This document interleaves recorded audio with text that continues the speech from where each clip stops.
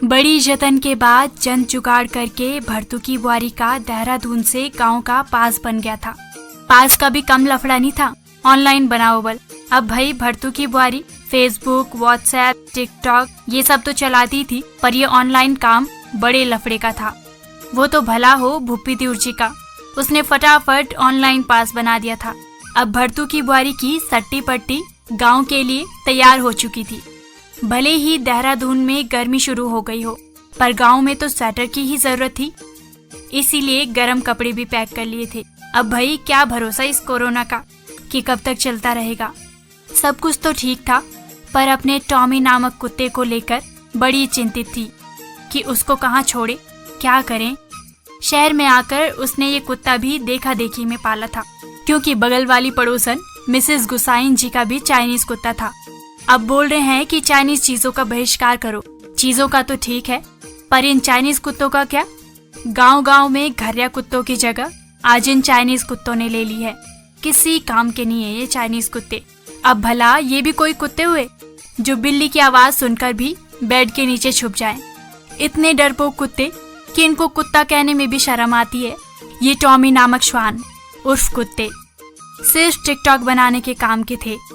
इन अत्याधुनिक कुत्तों की वजह से ही पहाड़ों में कुत्ते बंदरों के पीछे कम, गाड़ियों के पीछे ज्यादा भागते थे। भरतू की बुआरी भले ही अपने सास ससुर के खाने पीने का उतना ख्याल न रख पाई हो जितना इस टॉमी नाम के कुत्ते का। बड़ी बड़ी महंगी गाड़ियों में घूमते हैं इनके कुत्ते। इन कुत्तों की किस्मत आज इंसानों से भी ऊपर थी। जब पहली बार पहाड़ से टिहरी आए, भुप्पी ने दिल्ली में इन कुत्तों की डोर पकड़ी। गोरी चमड़ी की किसी खूबसूरत कन्या को देखा था, तब उसे पता चला था कि साला कुत्ता होना भी बड़ा पुण्य का काम होता है। खैर, भरतू की बुआरी ने अंत में निर्णय लिया कि टॉमी नामक कुत्ते को भी साथ में गांव लेके जाएगी।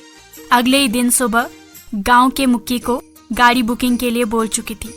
अब दोनों बच्चों और कुत्तों को लेकर गांव रवाना हो चुकी थी। जिले के बॉर्डर पर चेकिंग की लंबी लाइन लगी थी। अपनी बारी का इंतजार करते करते कपाल भी तच रहा था। पुलिस वाले भैया ने गाड़ी चेक की तो ड्राइवर सहित 5 थे, जबकि ये गाड़ी 3 लोगों में पास थी। कुत्तों को भी इस कोरोना की गाड़ी में इंसानों में ही गिना जा रहा था। पुलिस वाले भैया जी बोले, ओए ये क्यों जा रहा? कोरोना में कुत्ता कहाँ लेके जा रहे भाभी जी? इसमें तो चालान होगा। पुलिस वाला चाहे ठेठ पहाड़ी हो, पर बोलने की कोशिश करेगा यूपी की ठेठ भाषा, क्योंकि यूपी की भाषा में एक अजीब सा ऐंठपन वाला ठेठपन जो ठहरा। भरतू की बुआरी बोली, भैया जी चालान किस बात का? हम तो इसको बांदर भगाने के लिए ले जा रहे हैं भैया जी। पुलिस वाले भैया जो कि बेसिकली सूरी रावत थे और पौड़ी के घुड़दौड़ी के सोड़ी गांव के थे, बोल पड़े, भाभी जी ए रामदा, तुम भी बात करना बांदर भगौन की। पहाड़ों में नेताओं का छोड़िया बांदर छन, मतलब कि भाभी जी ये बांदर भी पूरा बजट सफाचट करने वालों में से है। कुछ तो खाया पिया पचाया, बाकी जो समझ में नहीं आया उसके ऊपर खेला कूदा, नुकसान पहुंचाया। खैर, अब भरतू की बुआरी की स्वास्थ्य जांच होने लगी। सामने से तापमान जांच वाली मशीन लेकर स्वास्थ्य कर्मी वॉरियर नौटियाल जी खड़े थे। देखते ही भरतू की बुआरी को पहचान से गए। बोले, यारा तुम्हारू क्या तापमान होण बौजी, तुम तो हमेशा कूल रहते हो। पर दिन भर की इस किचकिच से भरतू की बुआरी का बरमंड इतना तज गया था कि तापमान बढ़ गया। नौटियाल जी ने तापमान देखा, तुरंत भरतू की बुआरी को कस्टडी में ले लिया। भरतू की बुआरी बोली, अरे अरे ये क्या कर रहे हो? भाई मैं तो सीधा देहरादून से अपने घर आ रही हूँ, पर कोई सुनने वाला ही नहीं था। भरतू की बुआरी को तुरंत सैंपल लेकर क्वारंटाइन कर लिया गया। बोली, हे नरसिंह भैरव देवता, मिकक फंसी यक बिना बातों। इस बीच बच्चों और कुत्ते टॉमी को भी बगल पे ही रख लिया था। ये खबर गांव-गांव आग की तरह फैल रही थी कि भरतू की बुआरी को भी कोरोना हो गया। उसको कॉल पर कॉल आने लग गई। गांव से सावित्री का फोन आया। बोली, अरे दीदी यारा ये होलू किस्मत में लिख्यूं, तब सब विधाता को लिख्यूं च भोग भागमा।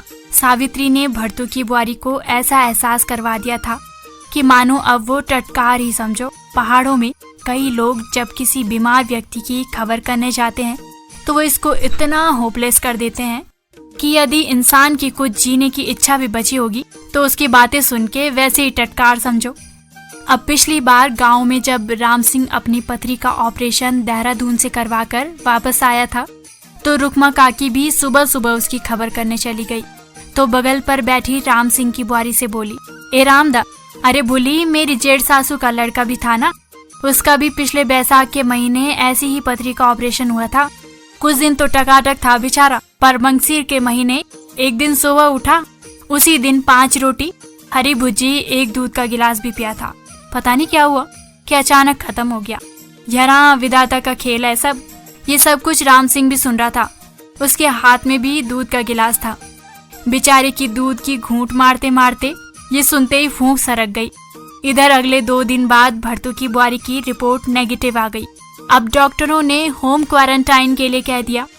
बेचारी गिरते पड़ते किसी तरह गांव पहुंची तो वहां अफवाहों का बाजार गर्म था। वहां लोगों ने उसे कोरोना का मरीज घोषित कर दिया था।